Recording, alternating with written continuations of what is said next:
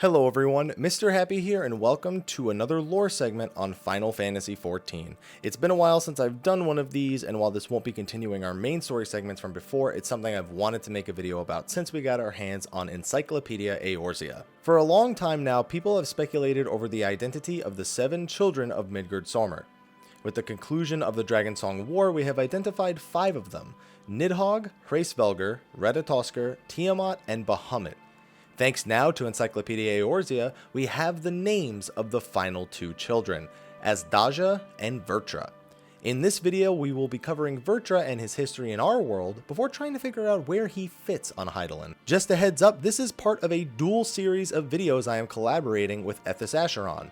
If you don't know who Ethys is, he's one of the foremost lore enthusiasts in the Final Fantasy XIV community, and he has a big channel that does a lot of lore related content. And he has also prepared for you the other side of the story with Azdaja, the other remaining dragon. Please be sure to visit that video by clicking on it in the description of the video or in the annotations, and be sure to give his channel a like, favorite, subscribe, and share. Tell him it's from me. So Vrtra, it's one of Midgard-Sormr's 7 children. I know, a lot of you Final Fantasy XI fans out there immediately turned your head to his appearance in Final Fantasy XI, where he was one of the great worms ruled and commanded by the Worm King, Bahamut. However, Vrtra has a much different place in our world than he does in King Rampar's tomb. First of all, Vrtra's primary inspirations come from early Vedic religion, an ancient form of Hinduism, where he is known for blocking rivers in such a way that nearby civilizations would experience severe drought. He created fortresses to keep the rivers blocked even after he had left. Eventually, the boy Indra was garnished with an ancient weapon known as the Thunderbolt, a type of club with a ribbed spherical head. With this weapon, he slayed Vrtra and freed all of the rivers he had blocked. This gave him the title amongst his people as the Slayer of the Firstborn of Dragons, something that is quite important considering Vrtra's place as one of the first brood of Midgard-Sormr.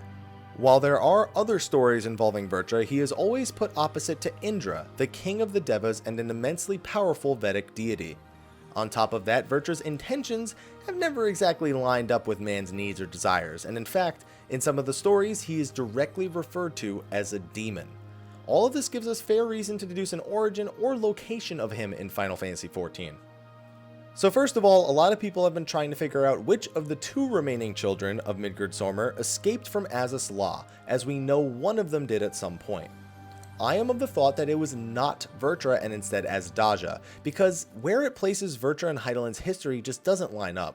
He would have needed to be one of the dragons fighting alongside Tiamat when the Allagans invaded Mericidia, and his history makes him seem like far more of a loner than his brethren. This leaves Azdaja as the likely culprit, which I believe Ethys talks about in his video. So where could Vrtra have gone after he was born, and where is he residing now? Well, we have a few possible options since it's clearly not in Eorzea and it's very likely not in Garlemald.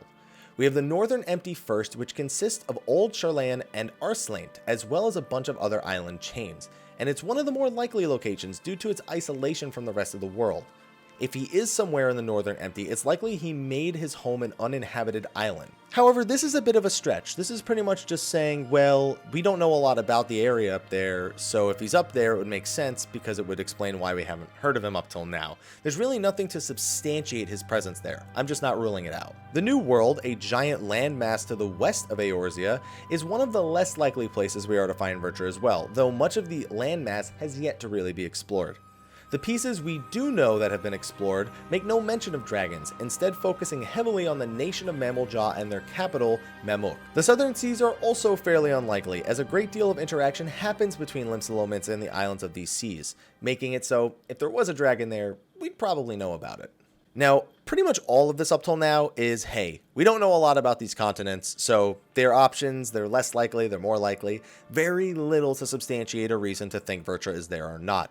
But we have 2 continents remaining, and one of them is definitely a likely location for Vrtra. So our 2 remaining continents are Thavnair and Authard, 2 locations that are equally likely to be housing Midgard-Sormr's loner child. Both of these areas are under Garlean rule or influence in some way, with Thavnair having a non-interference treaty with the Garleans and Authard having 2 of its city-states, Doma and Dalmasca, directly under Garlean control. Of these 2 remaining continents, however, Authard appears to be the more likely one. The main reason is that one of its most prominent landmarks is called the One River. This is a river that is forged from the tricklings of water that comes down from the snow-capped mountains in the northern border of the continent.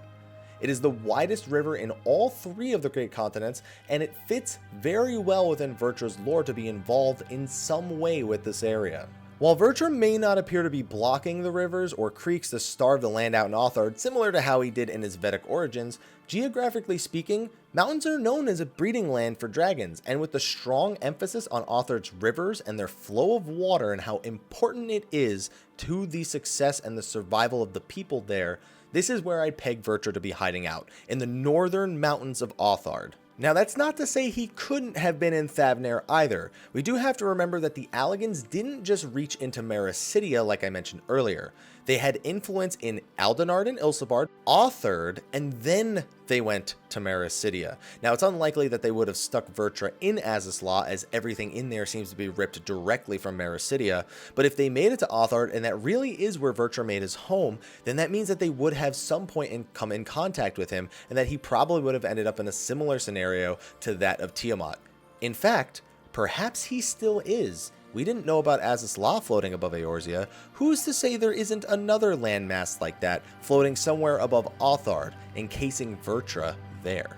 That being said, the land has changed a lot in the last several years, and it's still, if I'm going to peg him anywhere, it's going to be Authard. Let's just not rule anything out.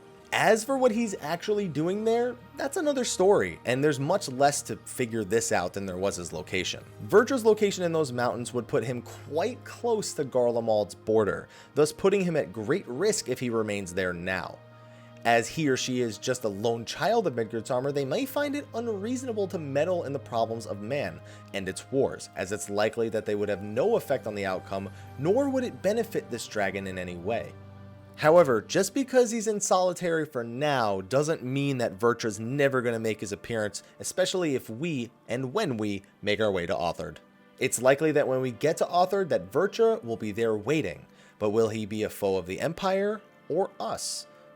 He's got reasons to hate us both. I guess we'll just have to wait and see. Thank you for watching my lore video on Vrtra, one of the 7 children of Midgardsormr. Again, be sure to check out the other part of this duel series over on Ethys Asher's channel, especially if you want to know more about the Great Worm Azdaja and what Ethys thinks about that. Be sure to head over and give his channel a subscription, check out some of his lore videos, and be sure to like, favorite, subscribe, and share to both of our channels and these videos.